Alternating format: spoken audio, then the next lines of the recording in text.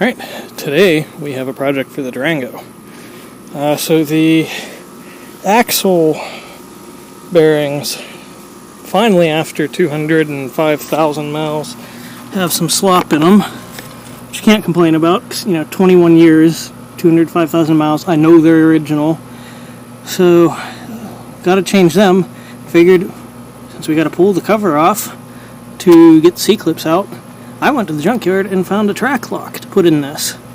So it's nothing fancy like a wave trac or a Eaton true trac, which is really what I would want if I was buying one.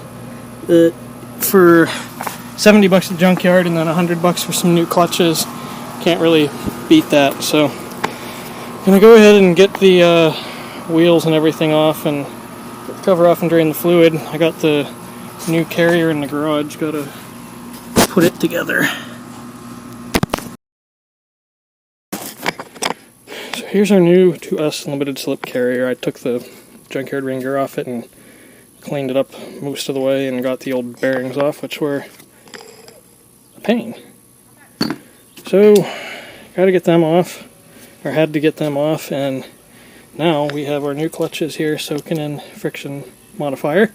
So anyway, we can start getting it put together with the new clutch packs and everything put together here, and then we'll be good to have this ready to go in the Durango. Figure before start ripping it apart, may as well put this together in case I wind up needing anything else. Time to start getting clutch pack assembled. So here's the one that was on the ring gear side, and here's all the clutch packs that I just lifted off of it in the order they were on it. So I think these new ones are in that order already, but we'll double check. Alright, so hands are messy, so trying to do this without touching the camera. But here's the old stuff. So we had washer, clutch disc, drive disc, clutch disc, or drive disc, clutch disc, yeah, two of them are stuck together. So let's make sure we're good here. So spring plate, which same thing, it's concave side up, clutch disc, drive disc, clutch disc, drive disc, clutch disc, drive disc, clutch disc, drive disc. Okay, so that's all good. So then we need a couple retainer clips. Sorry, this is kind of static. I really need two hands here.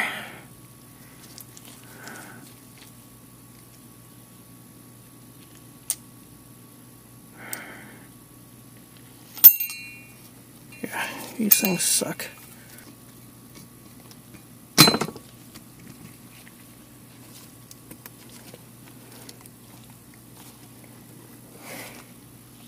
think that's in all the way. I guess if we turn this over,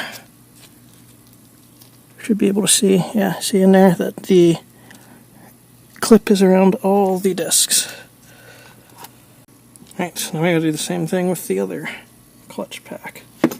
So its layout should be the same, and I'm pretty sure these are arranged in the correct order already. So this one's trickier because you have to get it in place, and then we have to use this contraption of a bolt, some nuts and stuff to hold it up here, and actually once we beyond just holding it, have to get it to compress the upper pack. You have to compress it so that we can get the side gears in.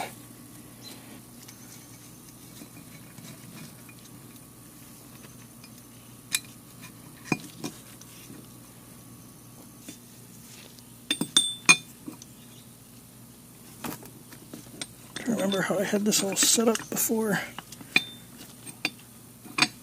And yeah, using an eccentric bolt from the suspension of the 928 that was the donor car for my 5-speed swap. It was the first one I found that fit.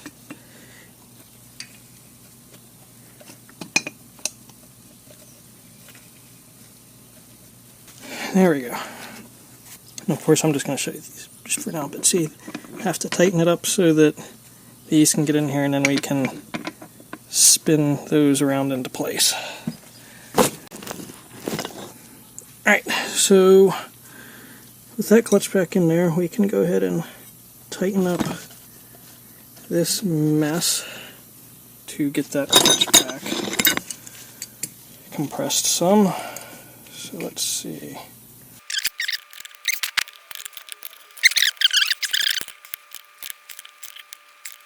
Not sure if that'll be enough. We'll give it a shot.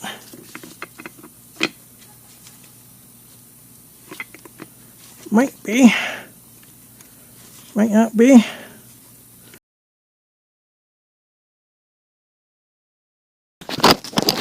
Alright, so this is probably not the approved way to do it, but it's what we are forced with. So, went ahead and I put the side gears in without the thrust washer.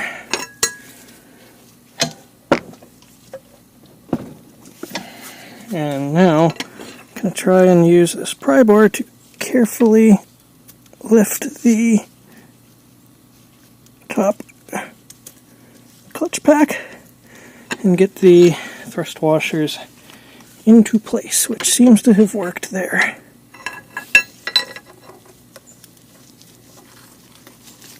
Let's see.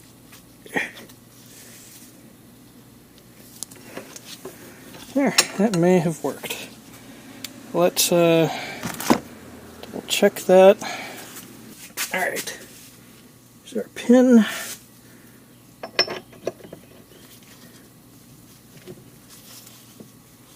Now we're not going to be able to put it all the way through because of the bolt there, but should at least be able to get the sides lined up.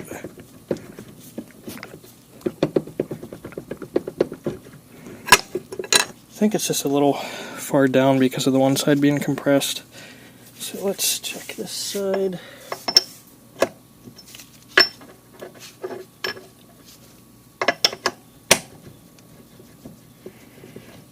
There, I think that's as close as it's going to be. Let's undo that nut.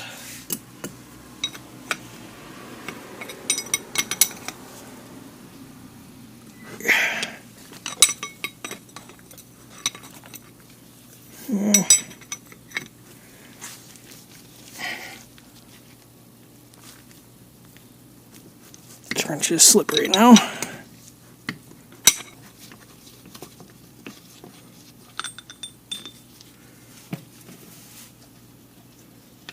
Get all that stuff out of there.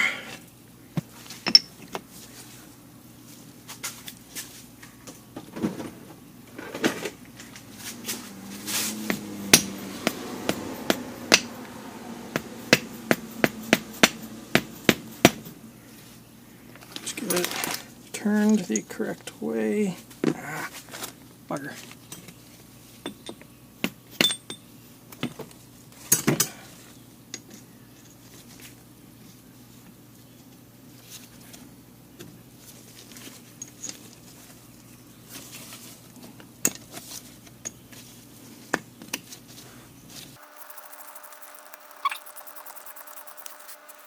Alright, so that goes in. I guess we can take it back out and put a little bit of Loctite on it. Don't want it to get stuck, but don't want it to come out either. Alright, well, the carrier's got the bearings on it now, so now we gotta go take the Durango apart.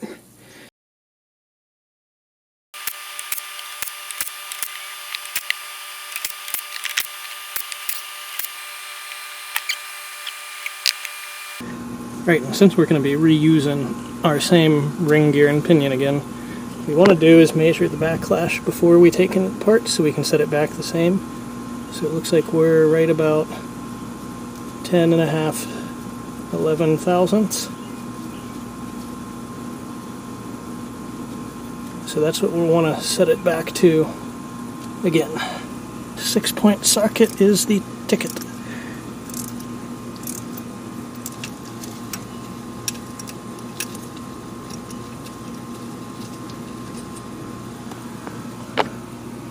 Alright. Pin. Oh jeez. I think it's ready to come out. Pin out. Axle in. C-clip out.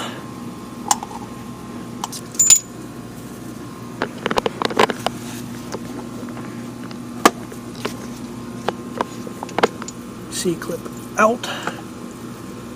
So now we are ready to pull the axle shafts out. Just looking at where the bearing goes. Fortunately, it looks pretty good. This must have been on the adjuster. And there we go.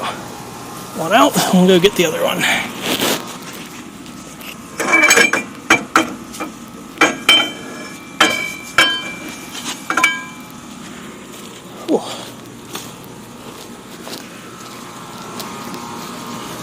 And we'll keep it for the correct side in there. Alrighty. So with that out, now we can work on getting the carrier out.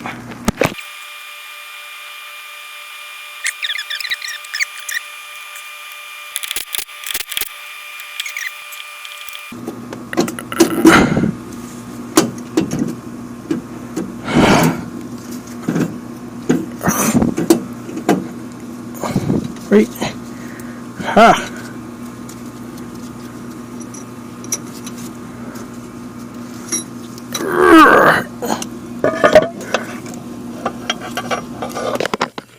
Alright, so now to get the ring gear off our old carrier.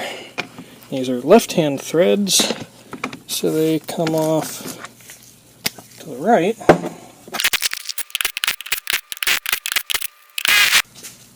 Which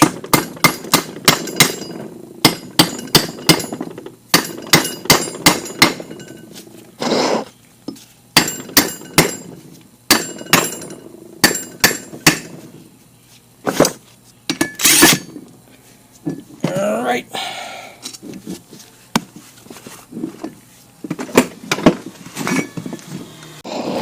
Alright, so we're just going to go ahead and start tightening these with the wrench to hopefully draw the ring gear onto the carrier evenly. So hopefully that'll work and we won't have to heat it up or anything.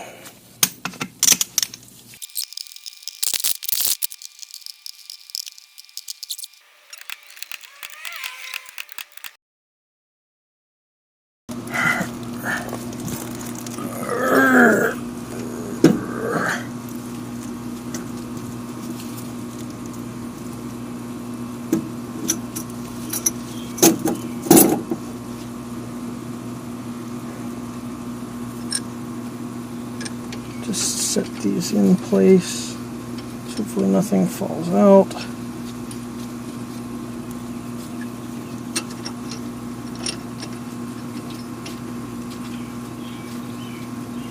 I still want to be able to move those side to side so that the race can move to get preloaded, but to adjust the preload and backlash and everything, I bought a 36mm nut and just pressed a socket into it and it'll go in through the axle tube, but at the moment we are impeded by the seal and old bearing that need to come out. So got a slide hammer and some pullers and we'll pull that sucker out.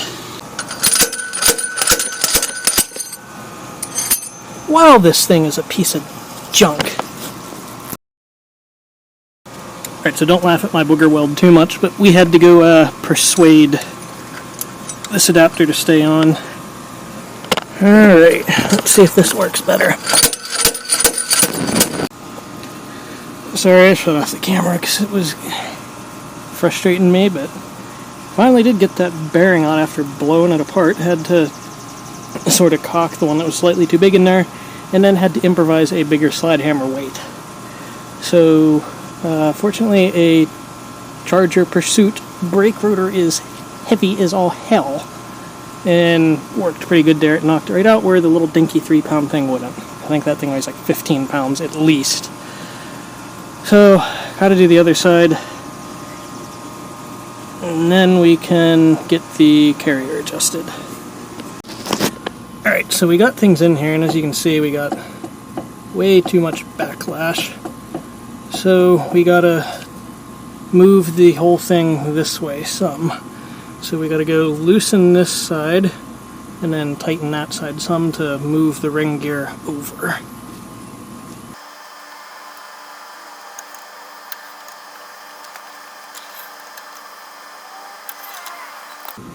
Right now the bearing preload is set to what it should be, and the backlash is right at 10 thou. In fact, let's zero that, rock it,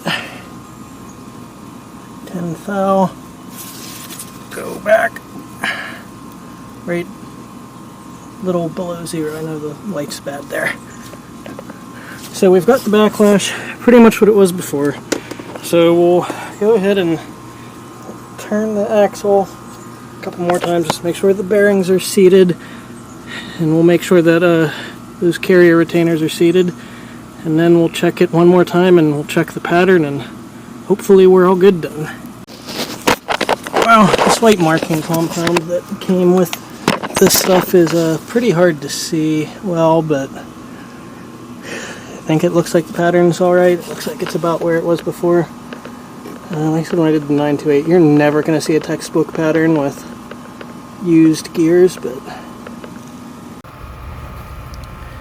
Well, fortunately missed most of the rest of putting it back together because camera died. But, I mean, it's not too bad. I mean, basic recap, you know, we got the backlash set right, and we put the new bearings in and seals in, which you can see the seal there. Then we put C-clips back in, put the pin in, put the locking tabs on the carrier adjusters, and we put the diff cover back on. So put in the limited slip additive already. Just got to put in the gear oil, put the drums and the wheels back on, and should be in business. Oh, so here's the same comparison we did to start with. So car's in park. I'm just spinning this wheel forward and I'll spinning it back. Doesn't spin far because it's in park, but it's the other way. And that backlash that's in the transfer case, that's an issue for another day. But there we go.